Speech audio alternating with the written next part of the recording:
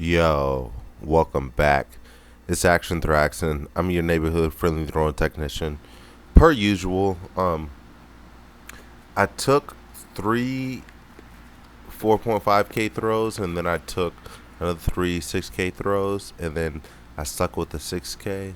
So I really wanted to try to figure out what I was learning from throwing these lighter balls. And this is really what the key is that what are you learning from throwing the lighter balls? You can't just be throwing them and then trying to throw them far. It doesn't help anything because at the end of the day, you have to throw the 16-pound ball really, really far in order to be at a point where you're accomplishing something. But I think I was able to accomplish some knowledge throwing some of these lighter balls. I do not know the full distance, so I'm throwing across a soccer field. A soccer field is 100 meters. I think not 100 meters, 100 yards to 120 yards. So I guess I'm trying to back guesstimate from those. But the thing about throwing the lighter balls, as much as I've talked about this before, is that you have to be using it towards throwing a heavier ball. You can't be just throwing lighter balls and expect to accomplish anything. But I think I was actually able to accomplish a few things worth of knowledge with throwing these lighter balls. I guess the first thing would be the entry, and then making sure that the entry is nice and smooth. You can attack on 2, 3, and 4, but if the entry isn't smooth, you're just rushing it. Man, and I've kind of figured this out because my previous coach, he told me not to get too hung up on throwing lighter balls, but you need to throw them a little bit at the end of the day and see where they take you. But they'll only take you so far. But this is an off day. I'm going to throw the 15 pounder tomorrow as much as I can, and we're going to see what we learn. I'm going to take the knowledge that I learned from throwing the lighter balls to the heavier balls at the end of the day. The 4.5K is really only 10 pounds. The professional hammer, the normal hammer, is actually 16.2 pounds, I want to say. But you see this, I'm really happy with this spread. I was really happy with this spread. If you go back and look at it, they're really close to each other. They're really compact. I was able to kind of get a consistent mark. I do not have a measuring stick. I want to get one eventually. There's one in the house, but Pops act like he don't want to find it, and that's just another problem for another day. But I'm not gonna worry about that.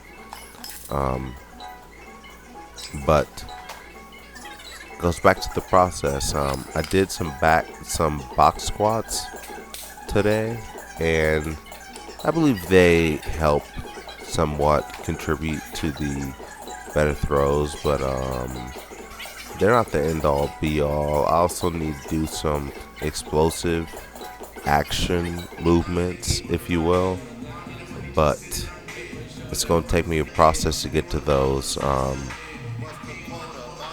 Because I realized I watched one of Aaron's posts and I wasn't eating enough. Is a moral of the story, and you have to eat enough in order to be doing this. You have to be. Doesn't fucking matter. But a couple of those throws were the best feelings that I've had on the fucking hammer in a really, really long time. But there's some things I need to clean up. Even when I watch those, you want one to be pretty smooth, but this is 240 keys, I believe. You want one to be pretty smooth, but you're also gonna have to translate to 3 and 4 and If you do it too early, you won't get it. It's a weird amount of patience, if you will. But I was able to put some good throws out there. Not as good as the previous day. We really, really, really had a good day with the lighter balls, but I'm gonna have to throw the heavier balls as well at the end of the day. It's not gonna get me there if I just straight throw the lighter balls. But you can see me here. I did a decent amount of box squats. I believe that those will help um, a lot, but I want to work on the posterior chain. I did some GHGs, you'll see at the end of this workout. That's what was not helping me on the back squat. I saw this from Ivan. Ivan kind of noted is that you do want to work that posterior chain.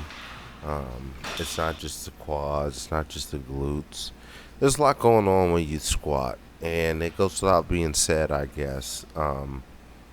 It's hard to pinpoint exactly, but when you're a bigger guy, certain muscles take over without actually allowing the correct muscles to take over. So